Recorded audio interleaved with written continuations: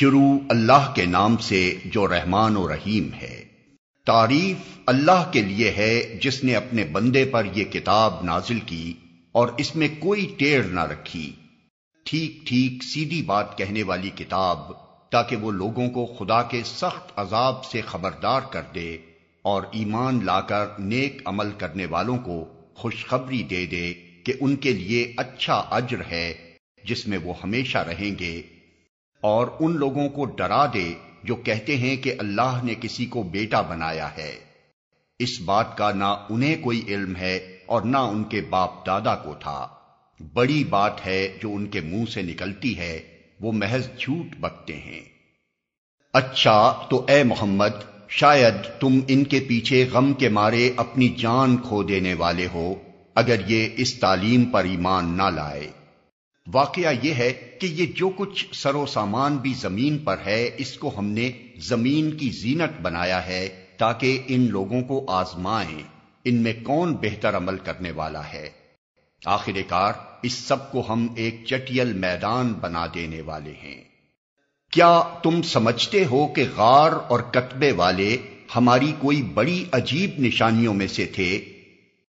جب وہ چند نوجوان غار میں پناہ گزین ہوئے اور انہوں نے کہا کہ اے پروردگار، ہم کو اپنی رحمت خاص سے نواز اور ہمارا معاملہ درست کر دے، تو ہم نے انہیں اسی غار میں تھپک کر سال ہا سال کے لیے گہری نیند سلا دیا۔ پھر ہم نے انہیں اٹھایا تاکہ دیکھیں ان کے دو گروہوں میں سے کون اپنی مدت قیام کا ٹھیک شمار کرتا ہے۔ ہم ان کا اصل قصہ تمہیں سناتے ہیں۔ وہ چند نوجوان تھے جو اپنے رب پر ایمان لے آئے تھے اور ہم نے ان کو ہدایت میں ترقی بخشی تھی۔ ہم نے ان کے دل اس وقت مضبوط کر دیے جب وہ اٹھے اور انہوں نے اعلان کر دیا کہ ہمارا رب تو بس وہی ہے جو آسمانوں اور زمین کا رب ہے، ہم اسے چھوڑ کر کسی دوسرے معبود کو نہ پکاریں گے، اگر ہم ایسا کریں تو بالکل بے جا بات کریں گے۔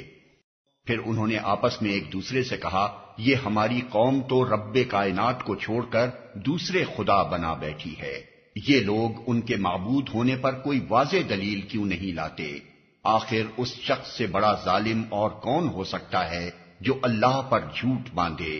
اب جب کہ تم ان سے اور ان کے معبودان غیر اللہ سے بے تعلق ہو چکے ہو، تو چلو اب فلاں غار میں چل کر پناہ لو، تمہارا رب تم پر اپنی رحمت کا دامن وسیع کرے گا اور تمہارے کام کے لیے سر و سامان مہیا کر دے گا۔ تم انہیں غار میں دیکھتے تو تمہیں یوں نظر آتا کہ سورج جب نکلتا ہے تو ان کے غار کو چھوڑ کر دائیں جانب چڑھ جاتا ہے، اور جب غروب ہوتا ہے تو ان سے بچ کر بائیں جانب اتر جاتا ہے، اور وہ ہیں کہ غار کے اندر ایک وسیع جگہ میں پڑے ہیں۔ یہ اللہ کی نشانیوں میں سے ایک ہے، جس کو اللہ ہدایت دے وہی ہدایت پانے والا ہے، اور جسے اللہ بھٹکا دے اس کے لیے تم کوئی ولی مرشد نہیں پا سکتے۔ تم انہیں دیکھ کر یہ سمجھتے کہ وہ جاگ رہے ہیں، حالانکہ وہ سو رہے تھے۔ ہم انہیں دائیں بائیں کروٹ دلواتے رہتے تھے، اور ان کا کتا غار کے کنارے پر ہاتھ پھیلائے بیٹھا تھا۔ اگر تم کہیں جھانک کر انہیں دیکھتے تو الٹے پاؤں بھاگ کھڑے ہوتے اور تم پر ان کے نظارے سے دہشت بیٹھ جاتی۔ اور اسی عجیب کرشمے سے ہم نے انہیں اٹھا بٹھایا تاکہ ذرا آپس میں پوچھ گچھ کریں۔ ان میں سے ایک نے پوچھا، کہو کتنی دیر اس حال میں رہے؟ دوسروں نے کہا، شاید دن بھر یا اس سے کچھ کم رہے ہوں گے۔ پھر وہ بولے، اللہ ہی بہتر جانتا ہے کہ ہمارا کتنا وقت اس حالت میں گزرا۔ چلو اب اپنے میں سے کسی کو چاندی کا یہ سکہ دے کر شہر بھیجیں اور وہ دیکھے کہ سب سے اچھا کھانا کہاں ملتا ہے، وہاں سے وہ کچھ کھانے کے لیے لائے، اور چاہیے کہ ذرا ہوشیاری سے کام کرے، ایسا نہ ہو کہ وہ کسی کو ہمارے یہاں ہونے سے خبردار کر بیٹھے۔ اگر کہیں ان لوگوں کا ہاتھ ہم پر پڑ گیا تو بس سنسار ہی کر ڈالیں گے، یا پھر زبردستی ہمیں اپنی ملت میں واپس لے جائیں گے، اور ایسا ہوا تو ہم کبھی فلاح نہ پا سکیں گے۔ اس طرح ہم نے اہل شہر کو ان کے حال پر مطلع کیا تاکہ لوگ جان لیں کہ اللہ کا وعدہ سچا ہے، اور یہ کہ قیامت کی گھڑی بے شک آ کر رہے گی۔ مگر ذرا خیال کرو کہ جب سوچنے کی اصل بات یہ تھی، اس وقت وہ آپس میں اس بات پر جھگڑ رہے تھے کہ ان اصحاب کہف کے ساتھ کیا کیا جائے۔ کچھ لوگوں نے کہا ان پر ایک دیوار چن دو، ان کا رب ہی ان کے معاملے کو بہتر جانتا ہے۔ مگر جو لوگ ان کے معاملات پر غالب تھے انہوں نے کہا ہم تو ان پر ایک عبادت گاہ بنائیں گے۔ کچھ لوگ کہیں گے کہ وہ 3 تھے اور چوتھا ان کا کتا تھا، اور کچھ دوسرے کہہ دیں گے کہ 5 تھے اور چھٹا ان کا کتا تھا۔ یہ سب بے تکی ہانکتے ہیں۔ کچھ اور لوگ کہتے ہیں کہ 7 تھے اور 8واں ان کا کتا تھا۔ کہو میرا رب ہی بہتر جانتا ہے کہ وہ کتنے تھے۔ کم ہی لوگ ان کی صحیح تعداد جانتے ہیں، بس تم سرسری بات سے بڑھ کر ان کی تعداد کے معاملے میں لوگوں سے بحث نہ کرو اور نہ ان کے متعلق کسی سے کچھ پوچھو۔ اور دیکھو کسی چیز کے بارے میں کبھی یہ نہ کہا کرو کہ میں کل یہ کام کر دوں گا۔ تم کچھ نہیں کر سکتے الا یہ کہ اللہ چاہے۔ اگر بھولے سے ایسی بات زبان سے نکل جائے تو فوراً اپنے رب کو یاد کرو اور کہو امید ہے کہ میرا رب اس معاملے میں رشد سے قریب تر بات کی طرف میری رہنمائی فرما دے گا۔ اور وہ اپنے غار میں 300 سال رہے، اور کچھ لوگ مدت کے شمار میں 9 سال اور بڑھ گئے ہیں۔ تم کہو اللہ ان کے قیام کی مدت زیادہ جانتا ہے۔ آسمانوں اور زمین کے سب پوشیدہ احوال اسی کو معلوم ہیں۔ کیا خوب ہے وہ دیکھنے والا اور سننے والا۔ زمین و آسمان کی مخلوقات کا کوئی خبرگیر اس کے سوا نہیں، اور وہ اپنی حکومت میں کسی کو شریک نہیں کرتا۔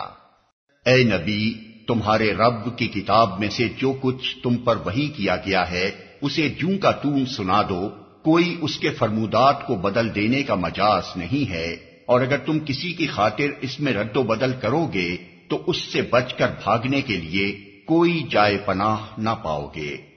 اور اپنے دل کو ان لوگوں کی معیت پر مطمئن کرو جو اپنے رب کی رضا کے طلبگار بن کر صبح و شام اسے پکارتے ہیں، اور ان سے ہرگز نگاہ نہ پھیرو۔ کیا تم دنیا کی زینت پسند کرتے ہو؟ کسی ایسے شخص کی اطاعت نہ کرو جس کے دل کو ہم نے اپنی یاد سے غافل کر دیا ہے، اور جس نے اپنی خواہش نفس کی پیروی اختیار کر لی ہے، اور جس کا طریقہ کار افراط و تفریط پر مبنی ہے۔ صاف کہہ دو کہ یہ حق ہے تمہارے رب کی طرف سے، اب جس کا جی چاہے مان لے اور جس کا جی چاہے انکار کر دے۔ ہم نے انکار کرنے والے ظالموں کے لیے ایک آگ تیار کر رکھی ہے جس کی لپٹیں انہیں گھیرے میں لے چکی ہیں۔ وہاں اگر وہ پانی مانگیں گے تو ایسے پانی سے ان کی تواضع کی جائے گی جو تیل کی تلچھٹ جیسا ہوگا اور ان کا منہ بھون ڈالے گا۔ بدترین پینے کی چیز اور بہت بری آرام گاہ۔ رہے وہ لوگ جو مان لیں اور نیک عمل کریں تو یقیناً ہم نیکوکار لوگوں کا اجر ضائع نہیں کیا کرتے۔ ان کے لیے سدا بہار جنتیں ہیں جن کے نیچے نہریں بہ رہی ہوں گی، وہاں وہ سونے کے کنگنوں سے آراستہ کیے جائیں گے، باریک ریشم اور اطلس و دیبا کے سبز کپڑے پہنیں گے اور اونچی مسندوں پر تکیے لگا کر بیٹھیں گے۔ بہترین اجر اور اعلیٰ درجے کی جائے قیام۔ اے محمد، ان کے سامنے ایک مثال پیش کرو۔ 2 شخص تھے، ان میں سے ایک کو ہم نے انگور کے 2 باغ دیے اور ان کے گرد کھجور کے درختوں کی باڑ لگائی اور ان کے درمیان کاشت کی زمین رکھی۔ دونوں باغ خوب پھلے پھولے اور بارآور ہونے میں انہوں نے ذرا سی کسر بھی نہ چھوڑی۔ ان باغوں کے اندر ہم نے ایک نہر جاری کر دی اور اسے خوب نفع حاصل ہوا۔ یہ کچھ پا کر ایک دن وہ اپنے ہمسائے سے بات کرتے ہوئے بولا، میں تجھ سے زیادہ مالدار ہوں اور تجھ سے زیادہ طاقتور نفری رکھتا ہوں۔ پھر وہ اپنی جنت میں داخل ہوا اور اپنے نفس کے حق میں ظالم بن کر کہنے لگا، میں نہیں سمجھتا کہ یہ دولت کبھی فنا ہو جائے گی، اور مجھے توقع نہیں کہ قیامت کی گھڑی کبھی آئے گی۔ تاہم اگر کبھی مجھے اپنے رب کے حضور پلٹایا بھی گیا تو ضرور اس سے بھی زیادہ شاندار جگہ پاؤں گا۔ اس کے ہمسائے نے گفتگو کرتے ہوئے اس سے کہا، کیا تو کفر کرتا ہے اس ذات سے جس نے تجھے مٹی سے اور پھر نطفے سے پیدا کیا اور تجھے ایک پورا آدمی بنا کھڑا کیا؟ رہا میں تو میرا رب وہی اللہ ہے اور میں اس کے ساتھ کسی کو شریک نہیں کرتا۔ اور جب تو اپنی جنت میں داخل ہو رہا تھا تو اس وقت تیری زبان سے یہ کیوں نہ نکلا کہ ماشاء اللہ لا قوت الا باللہ؟ اگر تو مجھے مال اور اولاد میں اپنے سے کمتر پا رہا ہے تو بعید نہیں کہ میرا رب مجھے تیری جنت سے بہتر عطا فرما دے اور تیری جنت پر آسمان سے کوئی آفت بھیج دے جس سے وہ صاف میدان بن کر رہ جائے، یا اس کا پانی زمین میں اتر جائے اور پھر تو اسے کسی طرح نہ نکال سکے۔ آخر کار ہوا یہ کہ اس کا سارا ثمرہ مارا گیا اور وہ اپنے انگوروں کے باغ کو ٹٹیوں پر الٹا دیکھ کر اپنی لگائی ہوئی لاگت پر ہاتھ ملتا رہ گیا اور کہنے لگا، کاش میں نے اپنے رب کے ساتھ کسی کو شریک نہ ٹھہرایا ہوتا۔ نہ ہوا اللہ کو چھوڑ کر اس کے پاس کوئی جتھا کہ اس کی مدد کرتا، اور نہ کر سکا وہ آپ ہی اس آفت کا مقابلہ۔ اس وقت معلوم ہوا کہ کارسازی کا اختیار خدائے برحق ہی کے لیے ہے۔ انعام وہی بہتر ہے جو وہ بخشے، اور انجام وہی بخیر ہے جو وہ دکھائے۔ اور اے نبی، انہیں حیات دنیا کی حقیقت اس مثال سے سمجھاؤ کہ آج ہم نے آسمان سے پانی برسا دیا تو زمین کی پود خوب گھنی ہو گئی، اور کل وہی نباتات بھس بن کر رہ گئی جسے ہوائیں اڑائے لیے پھرتی ہیں۔ اللہ ہر چیز پر قدرت رکھتا ہے۔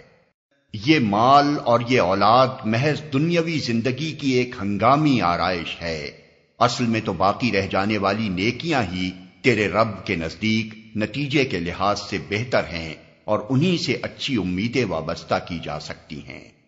فکر اس دن کی ہونی چاہیے جبکہ ہم پہاڑوں کو چلائیں گے اور تم زمین کو بالکل برہنہ پاؤ گے، اور ہم تمام انسانوں کو اس طرح گھیر کر جمع کریں گے کہ اگلوں پچھلوں میں سے ایک بھی نہ چھوٹے گا، اور سب کے سب تمہارے رب کے حضور صف در صف پیش کیے جائیں گے۔ لو دیکھ لو، آ گئے نا تم ہمارے پاس، اسی طرح جیسا ہم نے تم کو پہلی بار پیدا کیا تھا۔ تم نے تو یہ سمجھا تھا کہ ہم نے تمہارے لیے کوئی وعدے کا وقت مقرر ہی نہیں کیا ہے، اور نامہ اعمال سامنے رکھ دیا جائے گا۔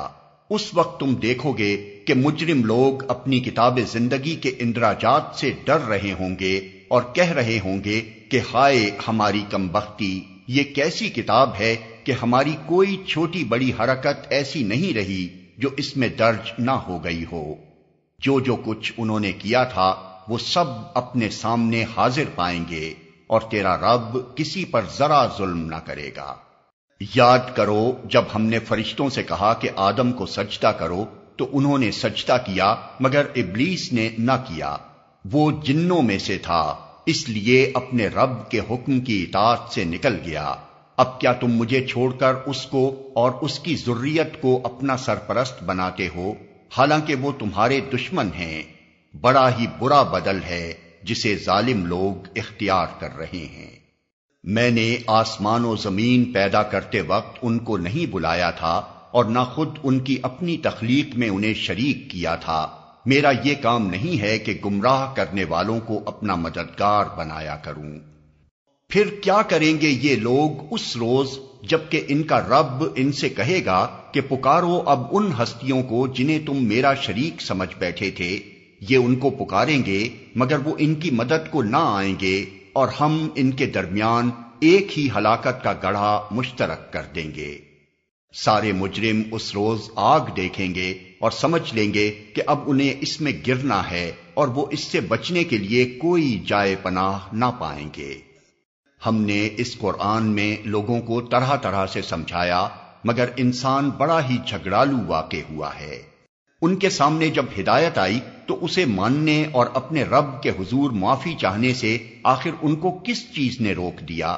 اس کے سوا اور کچھ نہیں کہ وہ منتظر ہیں کہ ان کے ساتھ بھی وہی کچھ ہو جو پچھلی قوموں کے ساتھ ہو چکا ہے، یا یہ کہ وہ عذاب کو سامنے آتے دیکھ لیں۔ رسولوں کو ہم اس کام کے سوا اور کسی غرض کے لیے نہیں بھیجتے کہ وہ بشارت اور تنبیہ کی خدمت انجام دے دیں، مگر کافروں کا حال یہ ہے کہ وہ باطل کے ہتھیار لے کر حق کو نیچا دکھانے کی کوشش کرتے ہیں، اور انہوں نے میری آیات کو اور ان تنبیہات کو جو انہیں کی گئیں مذاق بنا لیا ہے۔ اور اس شخص سے بڑھ کر ظالم اور کون ہے جسے اس کے رب کی آیات سنا کر نصیحت کی جائے اور وہ ان سے منہ پھیرے اور اس برے انجام کو بھول جائے جس کا سر و سامان اس نے اپنے لیے خود اپنے ہاتھوں کیا ہے۔ جن لوگوں نے یہ روش اختیار کی ہے ان کے دلوں پر ہم نے غلاف چڑھا دیے ہیں جو انہیں قرآن کی بات نہیں سمجھنے دیتے، اور ان کے کانوں میں ہم نے گرانی پیدا کر دی ہے۔ تم انہیں ہدایت کی طرف کتنا ہی بلاؤ، وہ اس حالت میں کبھی ہدایت نہ پائیں گے۔ تیرا رب بڑا درگزر کرنے والا اور رحیم ہے۔ وہ ان کے کرتوتوں پر انہیں پکڑنا چاہتا تو جلدی ہی عذاب بھیج دیتا، مگر ان کے لیے وعدے کا ایک وقت مقرر ہے اور اس سے بچ کر بھاگ نکلنے کی یہ کوئی راہ نہ پائیں گے۔ یہ عذاب رسیدہ بستیاں تمہارے سامنے موجود ہیں، انہوں نے جب ظلم کیا تو ہم نے انہیں ہلاک کر دیا، اور ان میں سے ہر ایک کی ہلاکت کے لیے ہم نے وقت مقرر کر رکھا تھا۔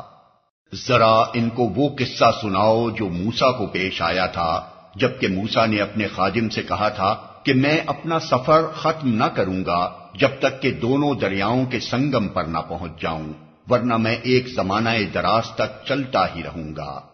پس جب وہ ان کے سنگم پر پہنچے تو اپنی مچھلی سے غافل ہو گئے، اور وہ نکل کر اس طرح دریا میں چلی گئی جیسے کوئی سرنگ لگی ہے۔ آگے جا کر موسیٰ نے اپنے خادم سے کہا، لاؤ ہمارا ناشتہ، آج کے سفر میں تو ہم بری طرح تھک گئے ہیں۔ خادم نے کہا، آپ نے دیکھا یہ کیا ہوا؟ جب ہم اس چٹان کے پاس ٹھہرے ہوئے تھے اس وقت مجھے مچھلی کا خیال نہ رہا، اور شیطان نے مجھ کو ایسا غافل کر دیا کہ میں اس کا ذکر آپ سے کرنا بھول گیا۔ مچھلی تو عجیب طریقے سے نکل کر دریا میں چلی گئی۔ موسیٰ نے کہا، اسی کی تو ہمیں تلاش تھی۔ چنانچہ وہ دونوں اپنے نقش قدم پر پھر واپس ہوئے، اور وہاں انہوں نے ہمارے بندوں میں سے ایک بندے کو پایا جسے ہم نے اپنی رحمت سے نوازا تھا اور اپنی طرف سے ایک خاص علم عطا کیا تھا۔ موسیٰ نے اس سے کہا، کیا میں آپ کے ساتھ رہ سکتا ہوں تاکہ آپ مجھے بھی اس دانش کی تعلیم دیں جو آپ کو سکھائی گئی ہے؟ اس نے جواب دیا، آپ میرے ساتھ صبر نہیں کر سکتے، اور جس چیز کی آپ کو خبر نہ ہو آخر آپ اس پر صبر کر بھی کیسے سکتے ہیں؟ موسیٰ نے کہا، انشاءاللہ آپ مجھے صابر پائیں گے اور میں کسی معاملے میں آپ کی نافرمانی نہ کروں گا۔ اس نے کہا، اچھا اگر آپ میرے ساتھ چلتے ہیں تو مجھ سے کوئی بات نہ پوچھیں جب تک کہ میں خود اس کا آپ سے ذکر نہ کروں۔ اب وہ دونوں روانہ ہوئے، یہاں تک کہ جب وہ ایک کشتی میں سوار ہو گئے تو اس شخص نے کشتی میں شگاف ڈال دیا۔ موسیٰ نے کہا، آپ نے اس میں شگاف ڈال دیا تاکہ سب کشتی والوں کو ڈبو دیں، یہ تو آپ نے ایک سخت حرکت کر ڈالی۔ اس نے کہا، میں نے تم سے کہا نہ تھا کہ تم میرے ساتھ صبر نہیں کر سکتے؟